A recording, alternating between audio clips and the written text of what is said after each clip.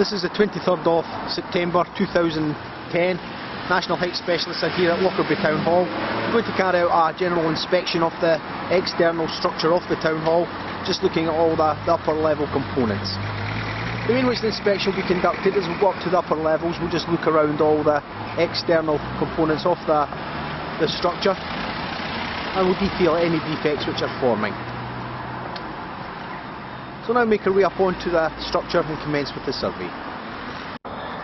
Here we are now provided access up to the upper levels of the Town Hall, and just below the leaded dome here we have this timber section with arches and pillars.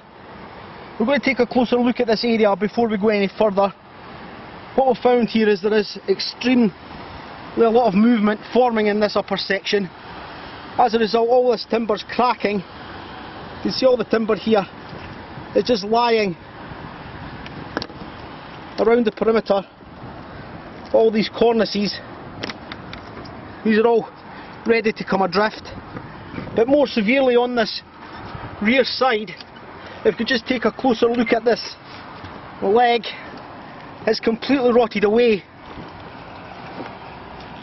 This is one of the main supports in the tower, and obviously you can see the extent of the timber rot. I'm not going to move this any more than I have to. If I could just move this slightly, you can see the extent of the movement in the upper tower, and this is basically because this is starting to rot away. This is around all elevations of the tower. You can see the cracking forming through all the joints. It's starting to spread, and again, the oscillation in this is immense. Just looking at the steel components which hold all the steel structure together, you can see the bolts here.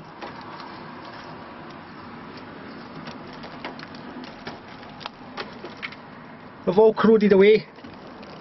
The head's just ready to fall off these bolts. And again, looking at the main support of the finial rod which goes through the centre, again you can see the extent of the corrosion forming. I'm not going to move this any more than I have to. Obviously we have direct zones down below where pedestrians are walking about, and I really have to tread extremely carefully just to show the extent of this deterioration which has formed to these areas. There is large sections of timber falling off this rear side and to the front side elevation, and really these all need to be addressed at the first opportunity. What I'm going to do is take a closer look at these stones directly below. Our steeplejacks have erected ladders up to these areas, and there's been report that there is movement in the stonework.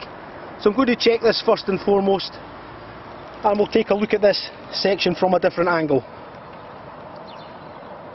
But most certainly the movement at the top of the tower really is quite concerning and really needs to be addressed.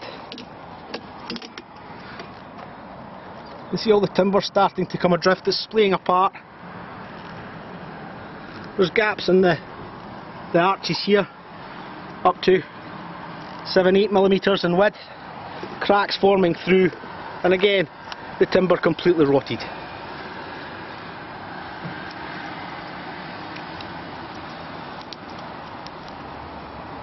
So this is at the upper levels. So what I'll do is I'll install some rope access equipment, we'll descend down onto the lower levels of the tower and just check some further components before we make a final assessment. Just looking from this area, if we could just take an aerial view of the buildings, see there is a lot of vegetation growth forming from a lot of the stonework. There's blockages in the drains. Part of the exercise is to clean away the vegetation, but the extent of bird droppings also in the tower really is quite immense. And again we'll take a closer look at this area. But what we'll do is we'll drop down and take a closer look at this masonry at the lower levels.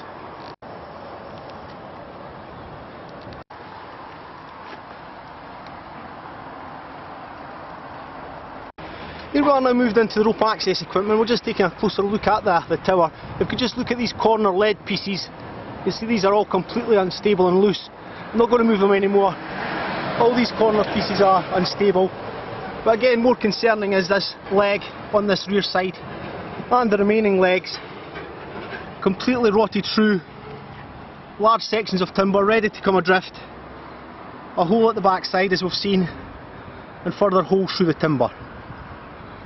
As a result, the whole overall tower at the top is oscillating and moving about, and when you actually put any pressure on the tower, move it, you can see all the cracks opening up on the joints.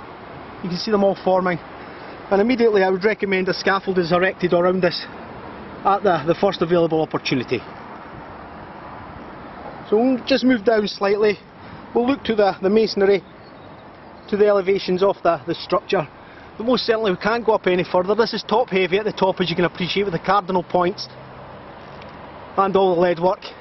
This is all supported onto the timber, and obviously the wind velocity on this tower during high winds will be immense. The combination of the rotten timber, the failing brackets, really this is a potential recipe for disaster and really needs to be looked at the first opportunity. So we'll move down slightly, we'll just take a closer look at the top of the tower as we